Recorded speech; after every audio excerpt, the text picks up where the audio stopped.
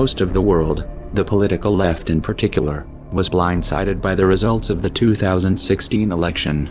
To say that some are having a hard time coming to terms with the words President Trump, and what the next 4 to 8 years will bring, would be an understatement. Those who told you that a Trump presidency was impossible were quick to remix their pre-election narratives, framing the Donald as something of a Hitler 2.0 and attempting to position themselves as leaders of a new resistance. Self-reflection is still off the table. On the other end of the spectrum you have those who took Trump's promises at face value, and who actually believe he will make America great again, proclaiming the dawn of a new age of conservatism, as the stock market rose to record highs, before he actually took office. Both sides are utterly unprepared for what's coming. Let's just cut to the chase. Is Trump going to usher in a new era of prosperity and innovation, or is he going to be the one standing in the center ring when the circus tent comes down? Remember, some voted for Trump as a political Molotov cocktail. Trump is a businessman. You say, he's going to make things happen. Cut taxes, cut regulation, invest $1 trillion in infrastructure including a ginormous wall, punish companies that move factories overseas, rebuild the military, restore relations with Russia, start a trade war with China, and a new arms race would create jobs. There's a lot to unpack there, and those are debates worth having. However, much of this hinges on a variable that Trump doesn't control: the Federal Reserve.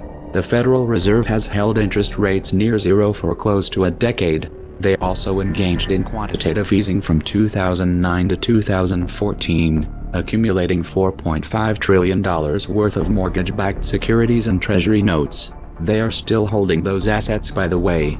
This inflated stock and bond market bubbles of historic proportions. When a friendly face is in the White House, crashes are typically attributed to a war, a terrorist attack, or some other external variable.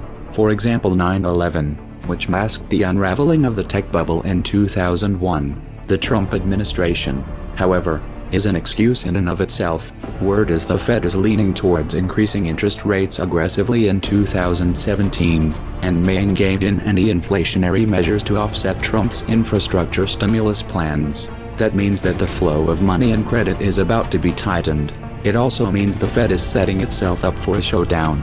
If Trump plays by the rules, he will have to wait until 2018 to replace Janet Yellen.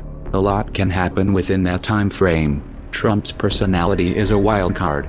He's impulsive, he fights dirty, and he fights to win. He also happens to have a history with organized crime. If Trump goes to war with the Federal Reserve, this could get out of hand in ways that most can't even imagine, especially when geopolitics are factored in. As a result, the US dollar's position as the world reserve currency is going to be in play. Add to that backdrop a little social unrest on the domestic front. If recent history serves as any indicator, we can count on seeing some kind of racially charged flashpoint involving the police during the Trump administration, probably before 2017 is over. It's also fairly safe to say, given recent history, that some of these protests will turn violent and destructive. The trend has been towards escalation.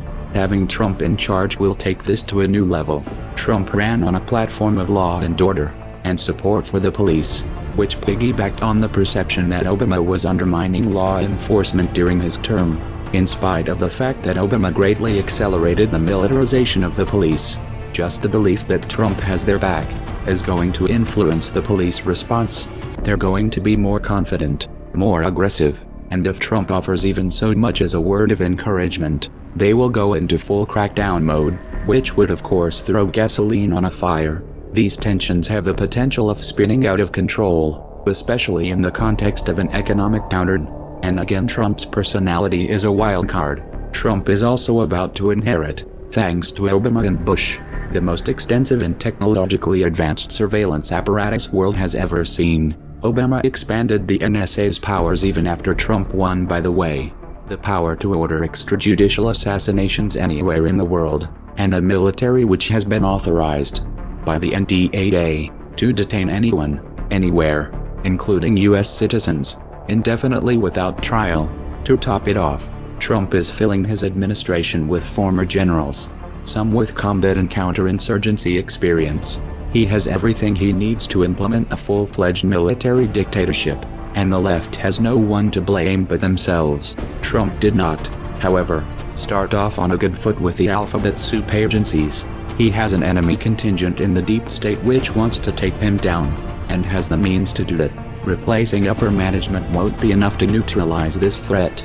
These agencies have black budgets, and off-the-books programs that defy accountability, and lots of experience toppling upstart regimes. Failure to rein them in could be fatal. The most important trap, however, will be on the geopolitical front. Years of backing Sunni jihadists in Syria failed to unseat Assad, and Trump has vowed to reverse U.S. policy. Israel was openly supporting the Sunni axis.